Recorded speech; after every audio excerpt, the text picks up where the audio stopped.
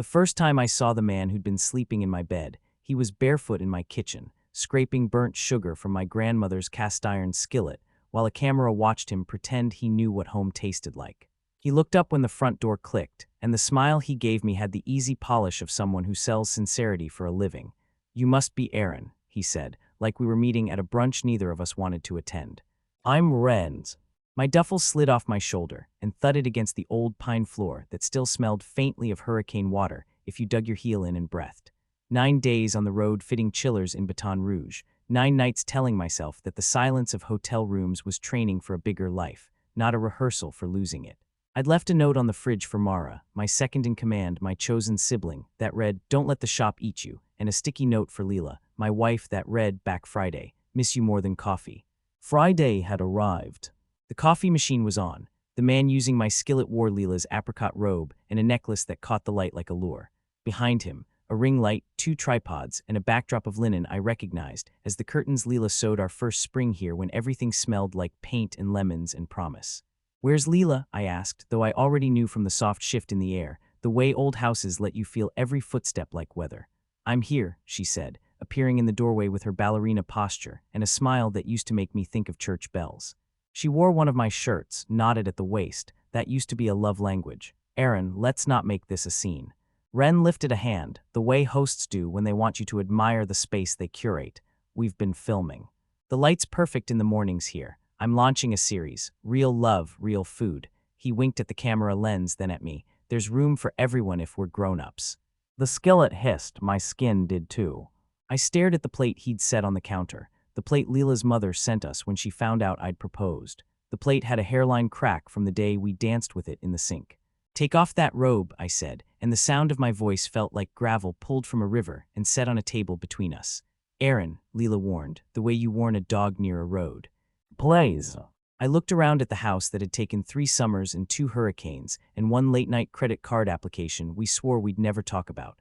On the mantel, a gold plaque I'd never seen, Creator Collective, Ren Hale.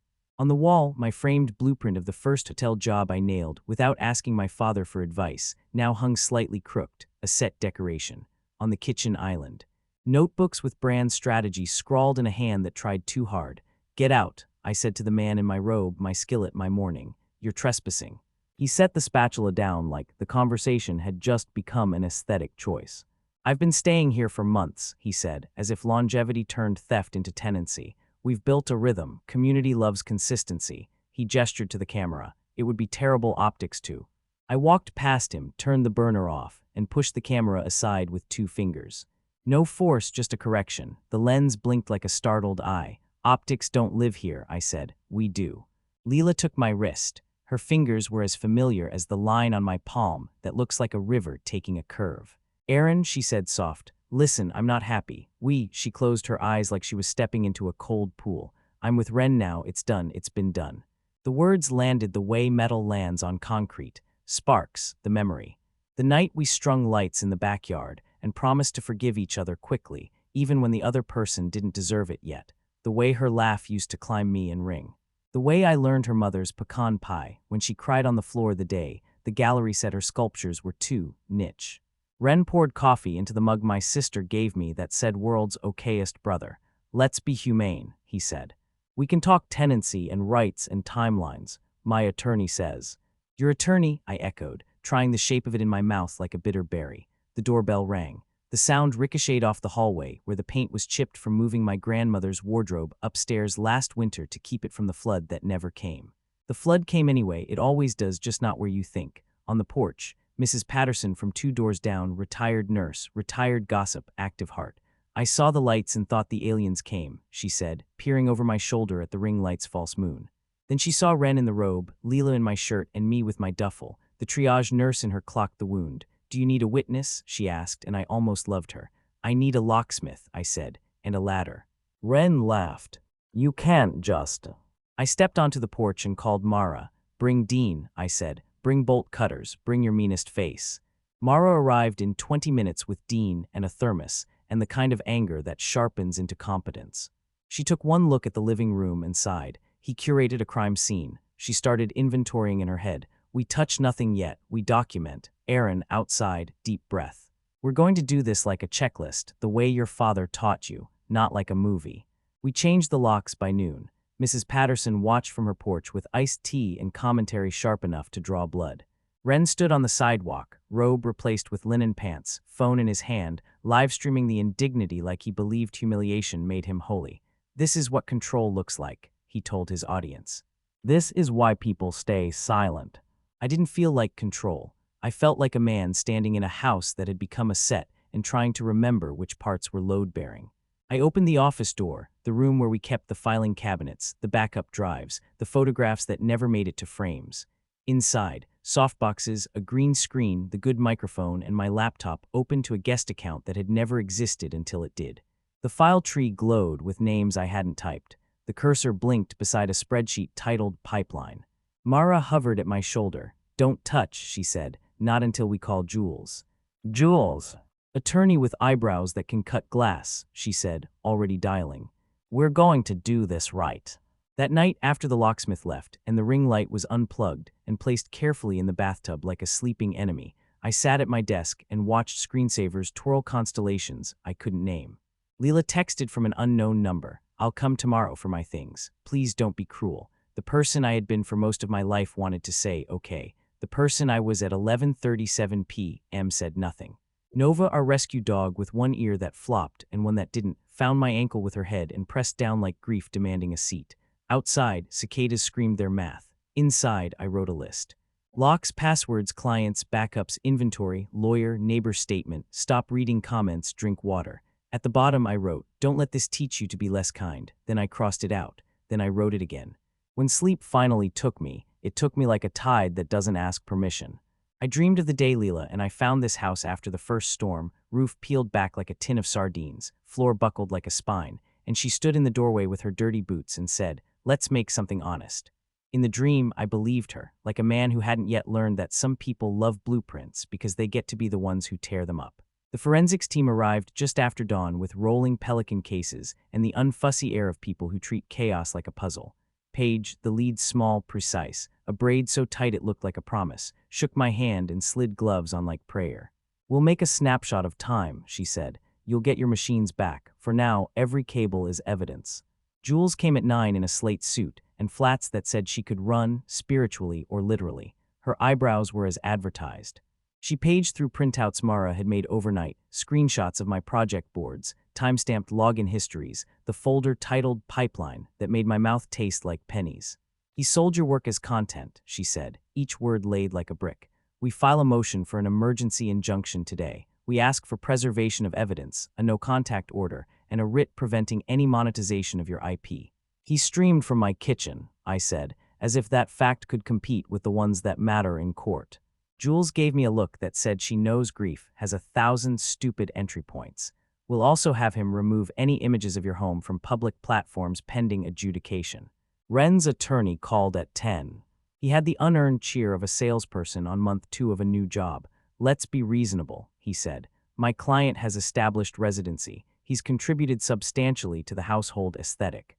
"Hazel, aesthetic isn't currency," Jules said. "We'll see you in court this afternoon." The hours between action and reckoning expand like bread if you let them. I tried not to let them. I called our clients, voice steady from years of telling the truth about delays and damaged shipments, and the way old pipes tell lies until they burst. Harkness Hospitality.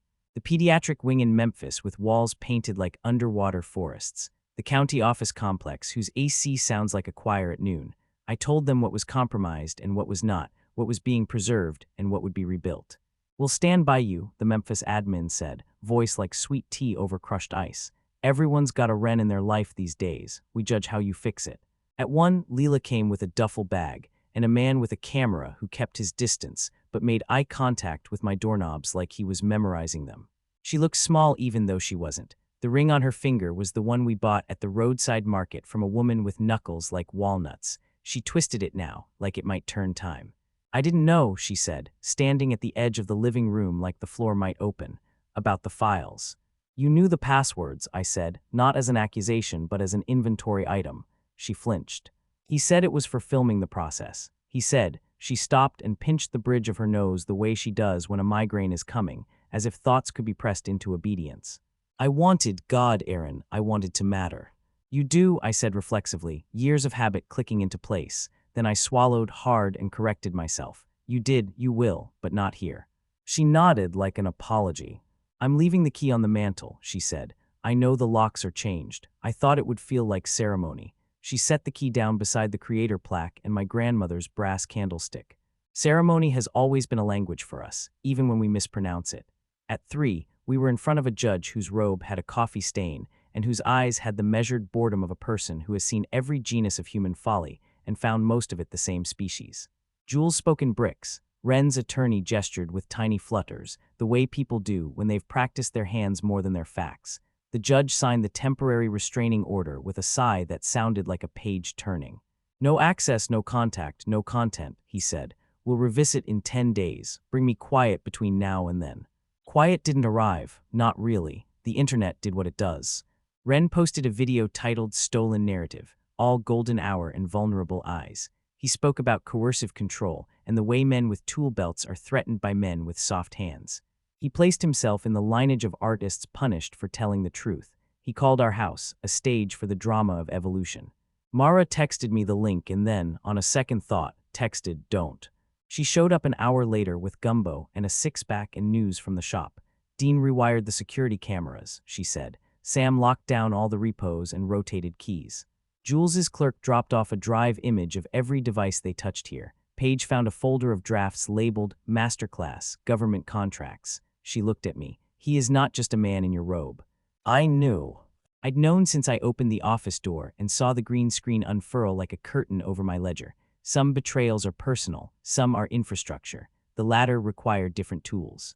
At midnight, the house exhaled like a tired animal. Nova snored into the crook of my knee. I walked the rooms with a legal pad, making notes on paint touch-ups, and a plan to build cabinets with locks that only I could open. In the office, the evidence boxes sat like coffins, each labeled in black marker with dates and contents. SD cards, invoices, 2 Polaroids of Leela and me at the river, the creator plaque wrapped in an old t-shirt, and a towel like a hostage. I wrote on one box, "Do not become this," and closed it gently. My phone buzzed at 2:03 a.m., a number I didn't know. A text, "You should be scared." Screenshots of my project folder, black bars over nothing. A second text. "This is bigger than you think." Then a link to a countdown page for Wren's new live masterclass, How I Landed Government Contracts as a Creative. $899 a seat, early bird discount. The timer blinked like an artery. I forwarded it to Jules and to Paige. Then I stood very still, the way you do when you feel a wasp crawl up your sleeve and you decide not to panic or you'll blade. In the morning, I told Mara, "We're building a wall, not around my heart, around my business." She grinned without mirth. "We'll do it in code and in locks and in culture." At 8, Harkness called again, this time from a number I recognized as the CEO's assistant. "We saw the video," she said. "We also saw your filings. We stand with boring people who still sign their names with names they earned." It was the strangest compliment I'd ever loved. Before lunch, a package arrived. No return address. Inside, the apricot robe neatly folded. A note, "I can't wear this." The scent of her shampoo rose like a ghost. I closed the box and put it with the evidence. Some things need to be sacredly unremembered. Wren did what people like him do when the ground under their feet turns from stage to courtroom floor. He doubled down, then rewrote his origin story so he could survive the edit. He posted a weepy montage of Leela sculpting, of him chopping herbs he likely didn't know the names of our hallway well lit and intentionally blurred to imply a life you could buy. He claimed mentorship had turned punitive, claimed my obsession with control was textbook. People clapped in the comments like seals being fed sardines of scandal. I pinned a different montage to my internal notice board. Sam's spreadsheets of login attempts, Paige's timeline that looked like the inside of a clock, Jules's emails stacked with words that made me feel held, injunction, deposition, sanction. I added a note titled Soft Armor. "Call Mom, water the basil, schedule therapy, walk Nova on the river path where the cypress knees make a cathedral, and the light turns everything forgiving between 6 and 7. On the river path, Nova trotted like a creature who never once wanted a brand. I passed a father teaching his kid to skip rocks poorly and well. A dragonfly stitched 3 inches of air and landed on my sleeve like a punctuation mark. I sat on the dock and let the boards take the weight the way good things do. I said out loud to no one, "I am not a villain and I am not a saint. I am a plumber with a business and a broken marriage who will not be turned into content." The cypress knees did not object. Back home, the mailbox held a fat envelope from the Creator Collective. Inside, a letter from their legal counsel informing me that any allegations against Mr. Hale that infringe on his creative work will be met with a robust defense, plus a glossy flyer of their upcoming summit, his smile anchoring the bottom right corner like a signature. Jules highlighted a paragraph with a pen that bled. They're rattling. Good. 2 nights later, Leela texted again. He's not who I thought. I'm sorry. I know sorry is cheap. I wish I had money instead. I typed then don't spend words you can't afford and deleted it. I typed I loved you like a plan and deleted it. I typed go tell the truth to someone with a badge and sent it. She replied, I already have. At the deposition, Ren wore a navy sweater I recognized because Leela once posted an Instagram story of him in it with the caption, softness isn't weakness. He smiled like he was late to a dinner reservation, and this was an inconvenience that would make for a good anecdote later. He didn't look at me. That was fine. I had nothing for him. Jules began gently, the way you set a trap you want your prey to walk into without suspicion. Mr. Hale, can you describe your understanding of the term proprietary? He spoke about ideas belonging to the world, about art as a commons. She asked about login credentials. He said access was fluid in a collaborative home. She asked about my clients. He said names were ambient. When she showed him a still frame of his Masterclass slide with Harkness's logo ghosting the corner, he blinked. I don't handle design, he said. My team must have. Your team, Jules repeated, and looked satisfied the way a cat does in a sunbeam afterward. Leela sat outside the conference room on a gray chair that made everyone look sallow. Her hair was pulled back in a knot that said, not ballerina, not anything. She stood when I stepped out, then sat when I didn't slow. He wanted me to say you hit him, she said, voice hoarse from crying or sleeping badly. I said no. He said the algorithm loves a victim. I believed her, not because I wanted to, but because the sentence had his fingerprint. A sentence designed to sound like a confession you want to forgive but can't. I nodded and kept walking. Some compassion is a luxury you cannot afford until the building is stable. The hearing on the permanent injunction was scheduled for Friday. On Wednesday, a video surfaced, grainy, late-night body cam of a trespass call at a warehouse on the edge of town. Ren's car in the lot, a man running, a cop swearing, a lineman cursing about the circuit gutted for ambience. The warehouse belonged to a vendor we used. Ren called it location scouting. The DA called it a crime. Jules looked almost happy when she told me. He's going to plea elsewhere, she said. We just need to hold our line. In the nights between, sleep came like a lazy tide, sometimes all at once, sometimes not at all. When it didn't, I sanded the banister where the hurricane left it rough. I replaced a hinge that squealed gossip every time the pantry opened. I fixed the toilet in the hall bath that had been running since March. The work calmed the animal mind. I thought as the tank filled about how many people mistake maintenance for monotony, about how much romance lives in the quiet repairs no one films. On Thursday afternoon, Mrs. Patterson brought a lemon chess pie and her nephew, who had the shoulders of a man who could lift 2 regrets at once. He transferred from traffic to property crimes and was proud in the righteous way new detectives are before their cynicism learns to dress itself. He looked at the evidence boxes and said, "You did good," like he was talking to a dog who didn't chase a squirrel. I accepted the pat anyway. The night before the hearing, I put on the apricot robe. I stood in the kitchen and let it hang on my frame like a wrong answer. I boiled water for tea and poured it into the mug that said world's okayest brother because my sister's humor is a salt lick in a dry field. I thought about the first morning in this house, Leela on a ladder priming the ceiling, me below holding a roller tray like a communion plate, how we both felt like we were sneaking into a life we didn't deserve yet, how I told myself I would spend the rest of my days deserving it. I folded the robe and put it on top of the evidence box. On the lid I wrote, with a Sharpie that smelled like necessity, "Do not let this make you smaller." Then I underlined it twice. Friday was clear and too bright. The courthouse steps have seen 100,000 versions of the same story. Love, money, property, the bruise where ambition kisses entitlement and calls it passion. Ren wore a suit that fit like an apology learned phonetically. Leela sat 3 rows back in a thrifted blazer that had belonged to some other woman's heartbreak. Mara sat beside me, one boot hooking the chair in front, steady as rebar. Jules didn't raise her voice. She didn't need to. She let Paige narrate a timeline that ran like a clock with no missing teeth. She let Sam diagram IP addresses like constellations. She let me say very little. I built this. I keep confidential what clients entrust. I did not consent to my work or my private life being turned into a public product. The judge watched, pen moving, the way one watches a mechanic lay out parts on a clean cloth and say, "Here are the worn places. Here's where the grit got in." Ren's attorney spoke of blurred lines in creative households, of the new economy, of how home is a hybrid arena where art and labor cohabitate. He said words like collab and vibe with a straight face. He brought up a video where I laughed in the background of a dinner Leela filmed last winter, used that sound to paint me as participant. He gestured at the plaque they'd curated, at the robe, at the mirror. They built something together, he insisted, like a man who believes adjectives outweigh deeds. The judge's ruling was brief and devastating, in a way that felt like shampoo after a week in the woods. The temporary injunction became permanent. Any content depicting the interior of my home was to be removed within 10 days. All modules, slides, and materials derived from my files were enjoined from sale and distribution. A forensic audit under court supervision would inventory Wren's devices. The court described his conduct as appropriation masquerading as collaboration. I exhaled so quietly only Mara heard it. She squeezed my knee under the table until bone met bone. Outside, cameras blinked. Microphones reached like thirsty flowers. Jules angled her body so I could pass with less friction. Wren tried a pivot at the top of the steps, eyes wet, voice pitched to intimate. "We could have been good," he said, and I knew he was talking to a lens more than to me. "You could have learned so much from me about softness." I looked at him, at the menagerie of selves he was selling.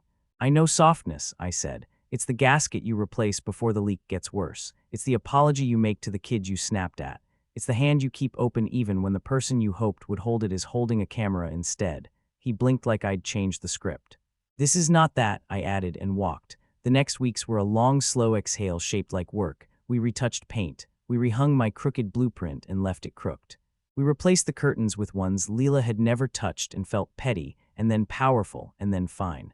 The evidence boxes went to a storage unit with humidity control and a lock I could pick if I forgot the key. We wrote new sops at the shop that read like the 10 Commandments had a baby with a password manager. Harkness signed a 5-year contract with language that made me feel seen, terms about integrity and remediation, and shared responsibility when the storm isn't weather but human. Memphis sent a photo of the pediatric wings ribbon cutting. A kid with no hair and a grin like a dangerous son held the scissors too big for her hand, while the pipes I'd installed sang their low, invisible song behind the walls. I cried in the shop bathroom with the broken mirror where your face looks like a mosaic and thought, maybe all faces are, and that doesn't mean they're less true. Leela sent a letter, not a text. An envelope with my name written like she used to write it on napkins. Inside, the apricot robe receipt, $32 in cash, and a note. "I'm working mornings at the Co-op bakery and nights at a studio that lets me mop floors and sometimes touch clay." I told the DA everything. He asked why I did it. I said because it was faster. "I'm learning the long way now. I don't expect forgiveness. I want to live as someone who could someday deserve it. L." I put the letter in a new box labeled "Not Evidence." It held my father's hat, my mother's recipe card for gumbo in her handwriting that turns all her G's into sales, the Polaroid of Mara and me on the day we signed the lease for the shop, the napkin where Leela drew the first sculpture that made me believe a human hand could make stone look like something still moving. Objects that proved a life beyond a court case. Wren's views dipped. He pivoted to wellness and then to crypto and then to a series where he cried in a car. The Creator Collective replaced his face on their flyer with another young man's jawline. The algorithm is a poor priest. I stopped checking. It wasn't my church. In October, Mara and I built a ramp at the river so Nova could throw herself into the water without the awkward scramble that scared her. A kid asked if he could throw the ball. He did. Nova returned, shaking water like confetti onto all our jeans. The kid's dad laughed and said, "You built that." And I said, "We did, and that we held more people than it used to." The first truly cold night, I took a finger of bourbon onto the back steps and held it up to the dark like a promise. The neighborhood hummed its honest hum, dishwashers and tired TVs and someone practicing trumpet 2 blocks over like forgiveness. I thought of the earliest morning in this house when the roof was half tarp and the rain came anyway and we learned how to place buckets and laugh. I thought about how much of love is bucket placement, unglamorous and essential. I wrote on an index card and taped it to the inside of the hall closet, where monsters used to live when I was small. There is no skip button. You do not become safer by becoming smaller. Lock the doors, change the passwords, keep your heart big enough to see the river. When sleep came that night, it arrived as if it had always known the way in. Nova snored in counterpoint. The house breathed like a creature that forgave me for lending it to a fiction for a while. In the dark, the crooked blueprint waited on the wall, uncorrected, a compass that points not to perfect but to true. A compass that points not to perfect but to true.